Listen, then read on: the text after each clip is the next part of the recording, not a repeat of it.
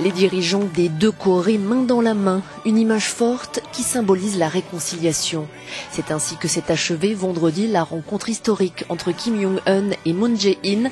Pyongyang et Séoul se sont engagés à établir la paix et à dénucléariser la péninsule, mais les experts restent prudents quant aux intentions réelles du Nord.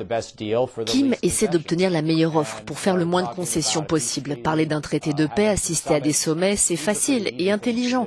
Je suis très heureux de voir qu'il se comporte de manière plus intelligente.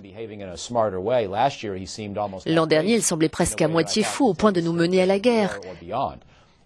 Le fait qu'il agisse de manière intelligente, mais aussi très égoïste et astucieuse, c'est quand même un progrès. Pendant des années, le régime de Pyongyang a affirmé qu'il ne renoncerait jamais à l'arme nucléaire. Il propose maintenant qu'il soit l'objet de négociations, mais là encore, les experts notent l'absence d'un engagement ferme et explicite du Nord.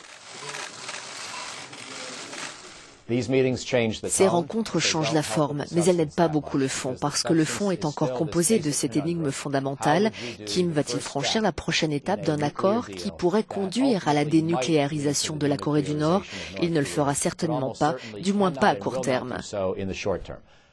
Cette rencontre exceptionnelle a été suivie dans le monde entier. Une poignée de main sur la ligne de démarcation entre les deux États dans le village de Panmunjom. Kim Jong-un a ensuite franchi la bordure de béton pour rejoindre son homologue du Sud, une première pour un dirigeant nord-coréen depuis la guerre de Corée. Les hostilités se sont achevées en 1953 par un simple armistice et les deux pays restent techniquement en guerre.